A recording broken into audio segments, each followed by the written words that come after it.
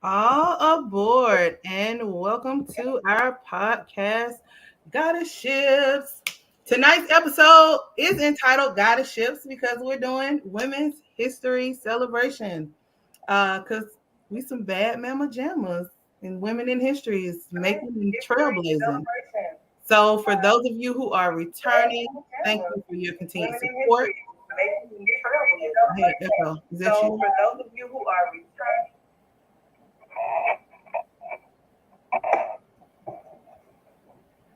All right, there we go.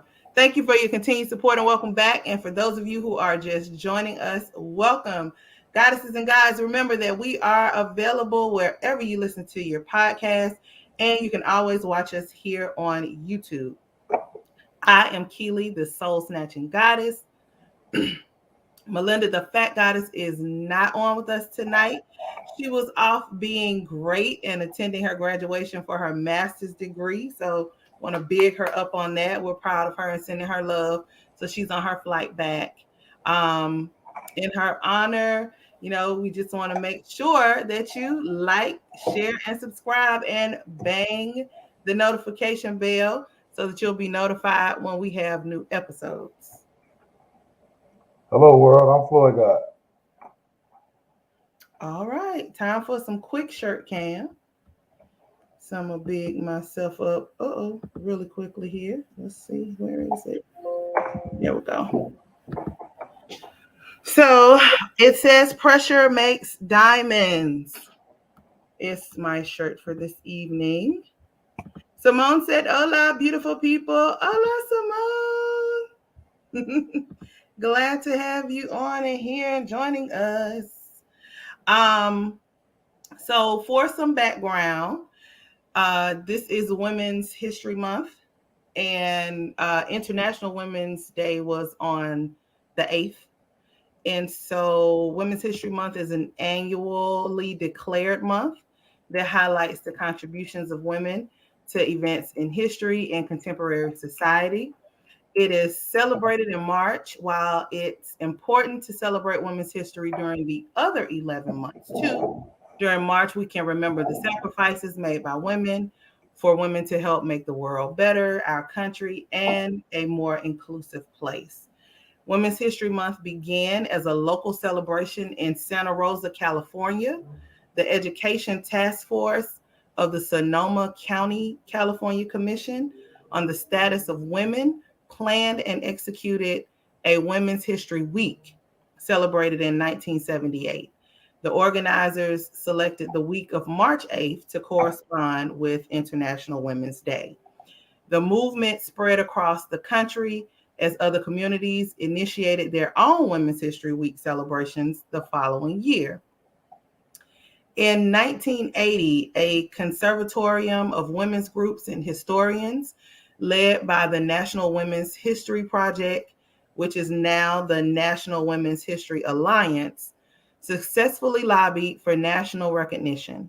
In February of 1980, President Jimmy Carter issued the first presidential proclamation declaring the week of March 8th in 1980 as National Women's History Week. Subsequent presidents continued to proclaim the Women's History Week in March until 1987, when Congress passed Public Law 100-9, designating March as Women's History Month. Between 1988 and 1994, Congress passed additional resolutions requesting and authorizing the president to proclaim March of each year as Women's History Month. Since 1995, each president has issued an annual proclamation designating the month of March as Women's History Month, which is the same thing that they do for Black History Month as well. They proclaim it. Let's see. The National Women's History Alliance also selects and publishes a yearly theme, the same as Black History Month. And the 2022 theme is Women Providing Healing, Promoting Hope. And this theme is both a tribute to the ceaseless work of caretakers and frontline workers during this ongoing pandemic, and also a recognition of the thousands of ways that women of all cultures have provided healing and hope throughout history. So, FloydGod, in an unprecedented move this evening, you shall be first. All right. Well, since we celebrating the ladies, I like to, excuse me, I like to always try to keep it Chicago because that's where I'm from. So I had to I already knew about some of these ladies, but the first lady I'd like to start out with is Dr. Frances Cress Westland. A lot of people you may know her from. Hold on. Oh, wait a minute. Hold on. I'm supposed to have this ready already. It's all right. Y'all may know her. I'm trying to work this. You may know her from this book, The ISIS Papers. Mm-hmm. Dr. Frances Cress Westland. If you don't have the book, please, please, please get it. Just a little background on her. She's a psychiatrist, a teacher, and an activist. Excuse me. Excuse me. I'm trying to get it together. I just want to lead it out by saying something that she wrote, which was called "A Liberating Black People's Prayer for Justice and Peace." So I'll read this first, then I'll go into a little more background on it.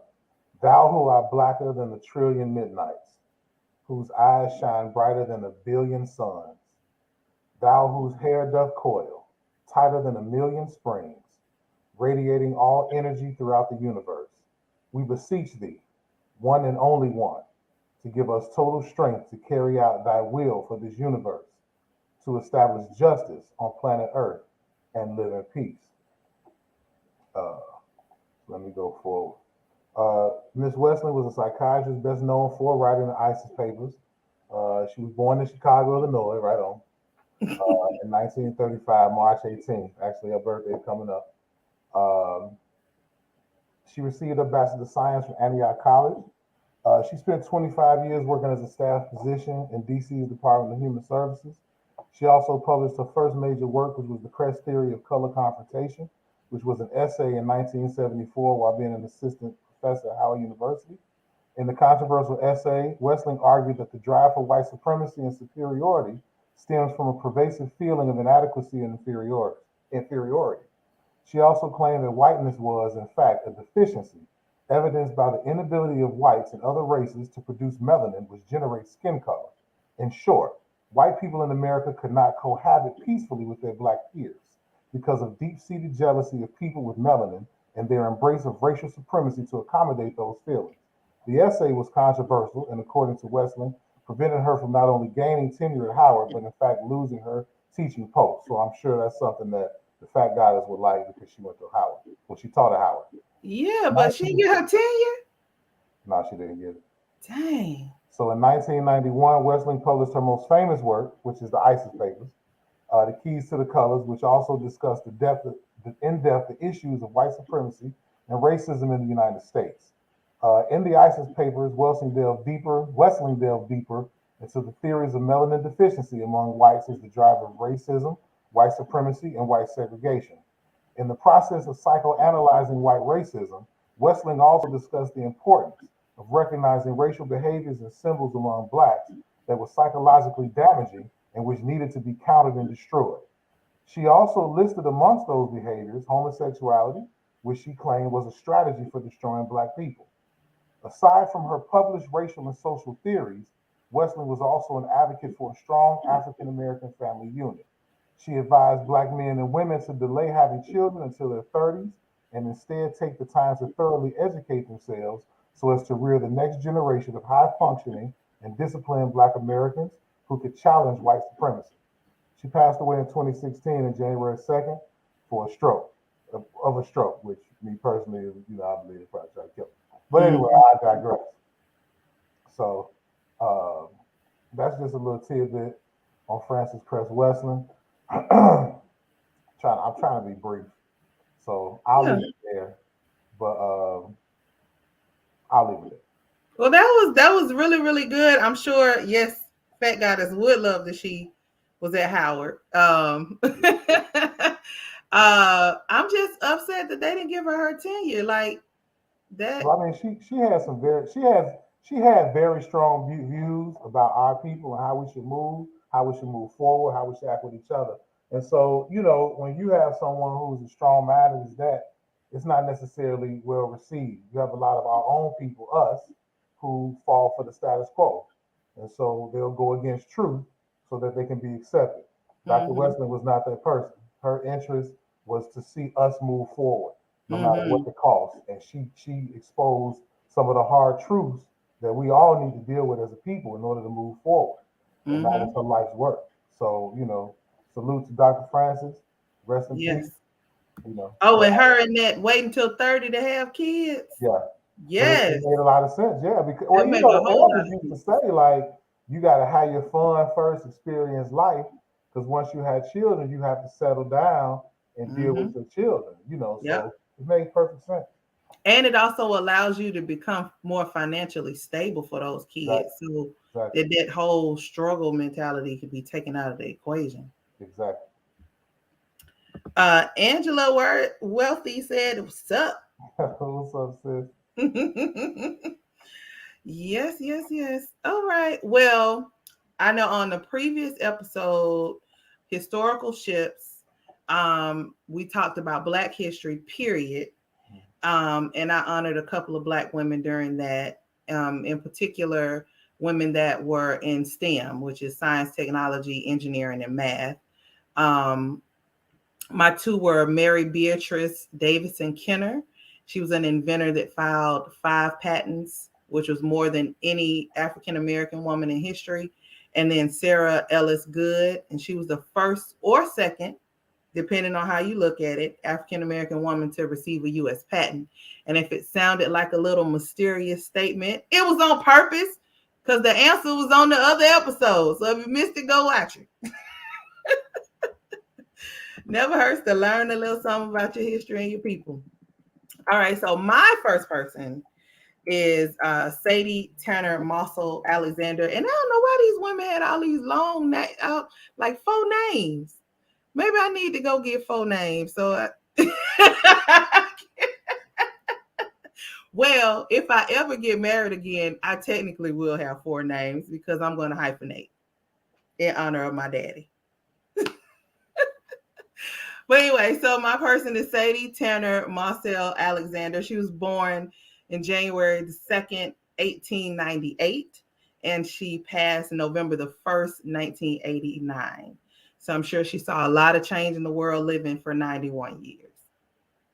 She was a pioneering Black professional and civil rights activist of the early to mid 20th century. Sadie was the first African American to receive a PhD in economics in the United States in 1921. A few years later, she was the first woman to receive a law degree from the University of Pennsylvania Law School in 1927, becoming the first Black woman to practice law in Pennsylvania.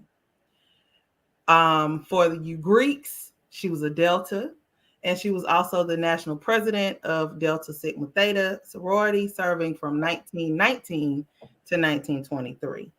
Sadie and her husband were activists in civil rights, both in Philadelphia and nationally. In 1946, she was appointed to the President's Committee on Civil Rights, established by Truman. In 1952, she was appointed to the city's Commission on Human Relations, serving until 1968. She was a founding member of the National Lawyers Committee for Civil Rights Under Law in 1963, and she served on the board of the National Urban League for 25 years. President Jimmy Carter appointed her in 1979 to chair the Decennial, I always say it wrong, the Decennial White House Conference on Aging. And then it says in one of them that it was an honor that was withdrawn by the Reagan administration. So, I had to go and research because I'm like, did they have some up or something? But then I saw that they said the wording changed and it said she was removed from the committee by the Reagan administration in 81 and she retired in 1982. So I think she just was ready to be up out of there and retire, because she was in her 80s by then, like late 80s. So yeah, I completely get it. But that was my person. She did a lot. I think I'm gonna have to go on and figure out getting married so I can get me a fourth name so I can be a trailblazer. All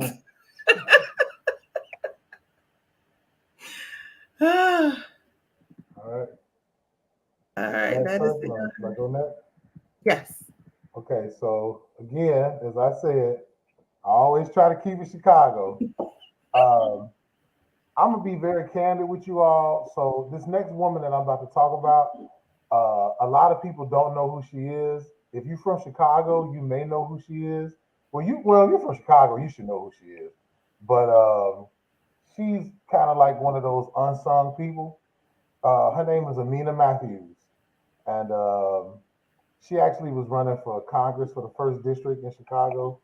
Um, so I'll give you a little background on it, and then it'll start making a little sense. If you know, you know. So Avina Matthews was raised in one of Chicago's tougher neighborhoods by her grandmother. She is the daughter of Jeff Fort, who until his conviction in the 1980s was a leader of the El Rookin gang. After some gang-affiliated years of her own, she went straight. Raised as a Muslim, she began practicing her religion and started promoting peace building through the art of music, dance, and spoken word. Once Matthews began working with a group called Ceasefire, she became involved in mediation after being called to assist with two brothers who attended Leo High School. Boo, I'm from L. Anyway, one of the brothers got into a fight with a student inside the school who took his money and gym shoes. The mother called T.O. Hardiman, who was the director of Ceasefire, and said she needed help. Her son was planning to go to the school with a weapon to get his brother's shoes back. T.O. dispatched James Highsmith, who asked Amina's help. We worked hard. Pardon me, Lord, I have a cat. Oh, girl. We worked hard to resolve that conflict, which would have led to a death. I got the young man out of Chicago, and he is now a graduate of Morehouse College with a major in criminal justice. Matthews speaks and says, I don't feel like violence interruption is a job. She's known as an interrupter, a violence interrupter, which I'll get into in a second. Mm-hmm. She feels it is her purpose. She didn't know better, so she didn't do better coming up. Once she learned better and started doing better, it was her duty to educate and reach out to young brothers and sisters all over. For her children to hear the news that a young person is missing or has been shot and ask Uma, which is mom, aren't you going to do something? That makes her happy. She says, my children look at me as a cool mom and I'm proud to be my children. My husband did not know what a violence interrupter's job duties meant and how dangerous it was. He was and is still worried about his wife, but is on board 100%. The love we have for one another makes us both understand each other's life purpose to be of service. Ms. Matthews dedicated her life and career to peace building and social change. She has worked for over 6 years with the Chicago Project for Violence Prevention Ceasefire Program in the University of Illinois and Chicago School of Public Health. Matthews is also a senior violence interrupter, whose job is to mediate conflict on the front end to stop the transmission of violence from one person to another. She and two of her co-workers are also the subject of an award-winning documentary called The Interrupters. The film features her as a riveting community activist while showing her loving and nurturing attributes. The film has been accepted in many film festivals and won honors at the Sundance Film Festival in Park City, Utah, where Matthews had the honor of sharing the experience with her family. She's appeared on many TV and major TV networks. And she was also presented to Illinois, she received an award presented by then Governor Quinn and was honored in 2011 in Chicago in this year. So I'll go on and tell you about being an interrupter. In 2006, Dr. Amina started working with Ceasefire, which is now known as Pure Violence, as a violence interrupter. She became the first woman to be a violence interrupter because she didn't want anyone to die. She said, I wanted people to be educated about trauma-informed care, as well as understanding our history. The success of Dr. Amina's work as an interrupter was due in large part to the trust she built with the people in the community. That continued after she received her PhD focused on the criminalization of young Black men and how trauma affects brain development.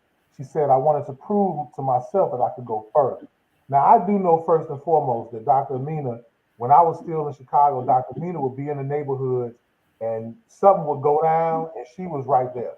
And Mm-hmm. Dr. Amina is like 5'5". Like, she's 5'5", and she never had any fear. Her whole purpose was to stop violence between our people, and she was in the trenches. Like, you hear a lot of people talk about, oh, well, I gave money to this, or I was part of this organization. No, she was one of those people who has always been in the trenches with the people. Like, it wasn't a facade. So I'll finish it up by saying this. She was actually diagnosed in 2014 with multiple myeloma. I might be saying that wrong. Myeloma, myeloma, which is a form of blood cancer resulting from abnormal growth of plasma cells. However, she continued to go forward. When she learned she had cancer, she also became one of approximately 165,000 people who were diagnosed. She turned to her community to ask for help, and she got a GoFundMe account, and people raised money for the treatment that she needed, which also made her a fierce advocate for universal health care. The odds may have been against her, but she has always been a fighter.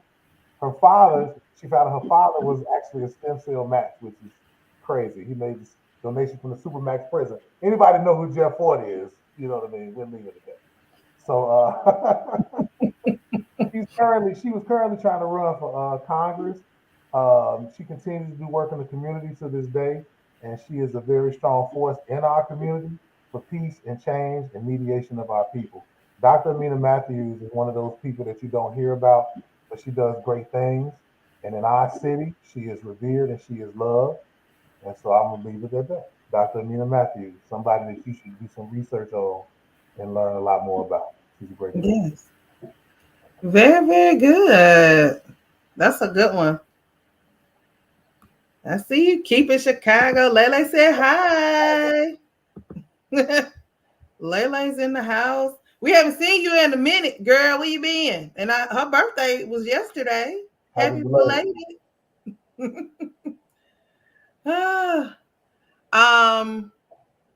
Yeah, that was really good. So you said her father did what with stem cell? He actually donated. Wow. He donated his, yeah. So Jeff Ford got like 300 years in prison. He ain't never come out. So, but he donated his, I guess, stem cells to help with her recovery. Yeah, which was that's beautiful. Yeah, because that's supposed to open up a lot of cures for a lot of diseases. Yeah, I don't know a lot. I'm not well versed on stem cell research. I'm really not, but I do know that it's controversial, but at the same time, it has had some very positive results in people recovering from various issues if they Yes. Yeah, so very much so. Just want to highlight people from our city because our city always getting highlighted for the wrong reasons, and there are many people in our city who are doing good work. So, which is good. That's good because I know the name Chirac and kind of people who really from Chicago hate that. And I know that's just like people from Atlanta when people call stuff dirty South and all. We ain't dirty, ain't nothing dirty about down here. Go about the business. I hate that. I know the feeling, believe me. Oh, Lele said thank you. She's been busy. Oh, you better be busy making some coins. That ching ching. All right. So for mine, it's keeping up with my women in STEM stuff. I wanted to do Alice H. Parker. Alice was born in 1895. She grew up in Morristown, New Jersey, and attended classes at Howard University Academy in Washington, D.C. The Academy was a high school that was connected to Howard University. And in 1910, Alice earned a certificate with honors from the Academy. She was an African American inventor famous for her patent system of central heating using natural gas. In the 1920s, using natural gas to power a heating furnace was a revolutionary idea, and it conserved energy and paved the way for central heating systems that we have in our homes today. Alice's patent was filed on December 23rd, 1919 for her heating system invention. Her design allowed for cool air to be drawn into the furnace, then conveyed through a heat exchanger that delivered the warm air through ducts to individual rooms in the house.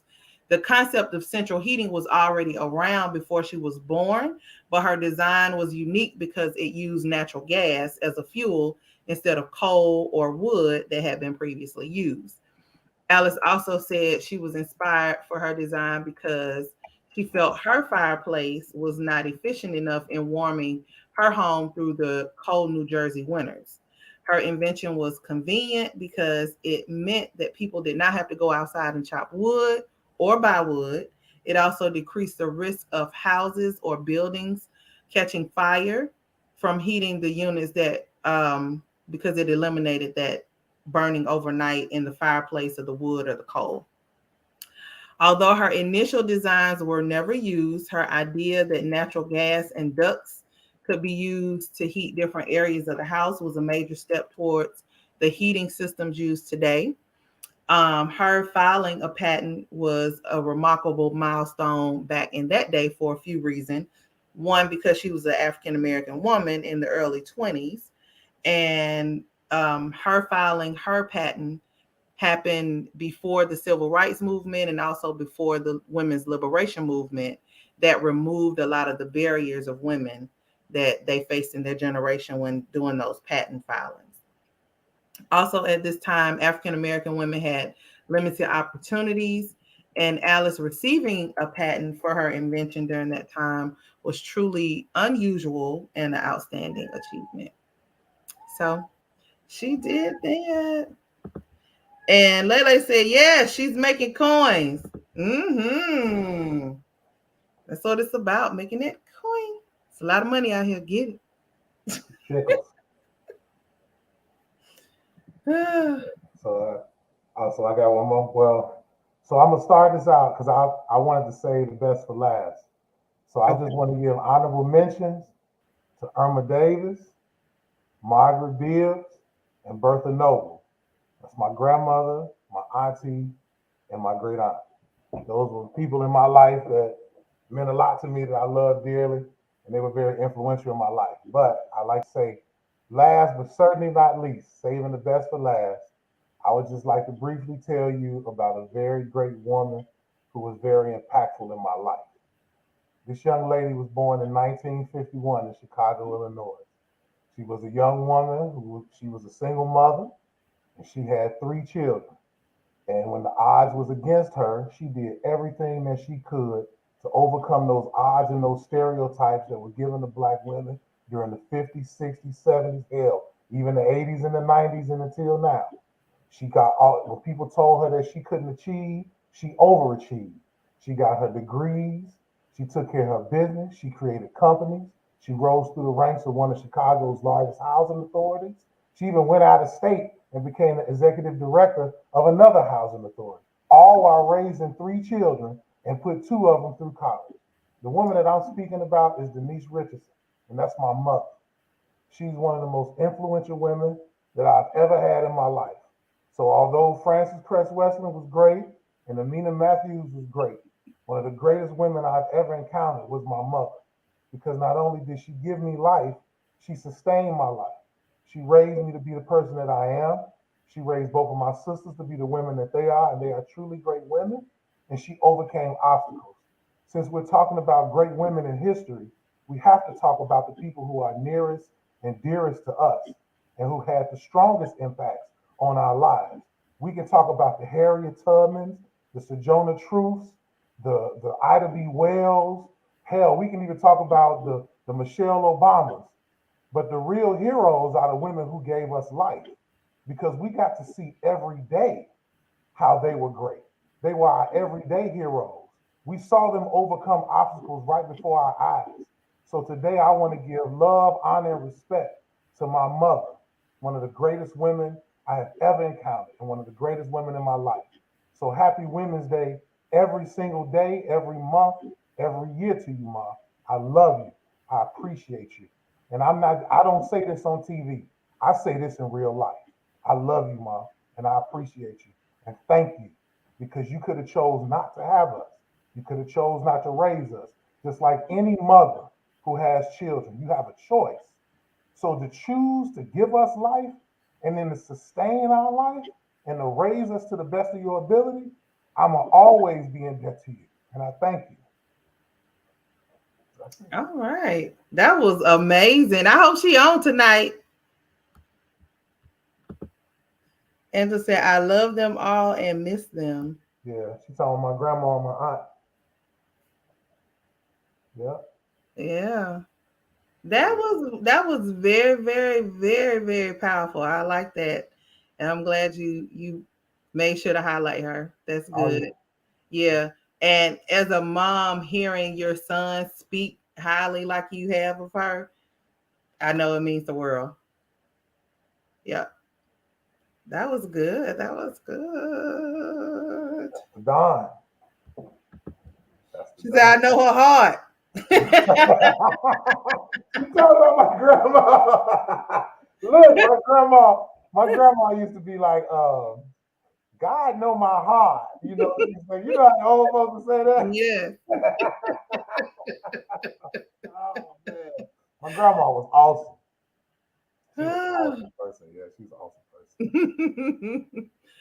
Oh, well, so tonight we don't have a I love you, but it's just a quote. We do still need your suggestions to be sent to the FACKTgoddess, even though she's not here tonight, at FACKTgoddess@gmail.com. It'll also be in the description below. But when President Carter decided to make it officially Women's History Month, they did a quote that he wrote from a statement. It says, the first settlers who came to our shores from the first American Indian families who befriended them, men and women have worked together to build this nation. Too often, the women were unsung, and sometimes their contributions went unnoticed. But the achievements, leadership, courage, strength, and love of the women who built this nation was as vital as the men of those whose names we know so well. So that's it. Wow. Yes, well, that was very good. We did good tonight in honoring women. I hope everybody learned something new about a woman that you didn't know about in history, because a lot of times we talk about people in history that it's just the same names over and over again, and it's so many of us, not only Black but Black women that have achieved and done things that deserves to be celebrated. So, we just wanted to do our little part, give a little celebration. I would just like to say, just some food for thought for everybody who watching or anybody who watched the show. Since we talk about women, great women, the definition of God is an adored, admired, and influential person. Just think about that. God creates life. Look at your mother and think about what I said. That's how I see it. So that's just my opinion. You can debate it, whatever you want to do, but that's how I see it. So makes our title even more on the money. Others bring you life. It is what it is. So yeah. Amazing, bro. Thank you. Yeah. So, are all hearts and minds clear? Oh, I'm sorry. There's one last thing. And I'm not trying to end this on a sad note, but I gotta give some shouts out. So a few weeks ago, a good friend of mine passed away. So people who from back home, Casman Webster, she was a good friend of ours. We've known her since we was 10 years old. She lost her battle with dialysis. She had some heart issues, and she left this world. So I just want to say, rest in peace, Casman. We love you. My love is yours forever. We're going to miss you, and it's like the second friend I lost in like a month. So it's been kind of tough, but we love you. We miss you. So anybody who know her, they know what it is. So rest well, Casman. We love you. So that's that. She was also a mother. Well, I'm sorry for your loss, but I'm sure she also left an impact on the world as well, and with her kids. So, yeah. All right. Well, if all hearts and minds are clear, That will conclude our show for the evening. We want to thank you all for joining us as we do our best to give you the content you deserve. Feel free to keep the conversation going below in the comments. If you know of an amazing woman that you want to let everybody know about so that they can research and highlight, make sure to do it in the comments. People read them, we do. We look forward to reading them, and we do respond. Oh, she said, good job, y'all. Thank you. Again, thanks for watching. If you have not, make sure to thumbs up this video. Like, share, tell a friend and tell a friend and tell a friend. Subscribe, click and bang that notification bell. And we will see you next week on GoddeSShips at 9 p.m. on Monday, because every ship matters. All ships aren't the same. And life is lived on ships. Good night.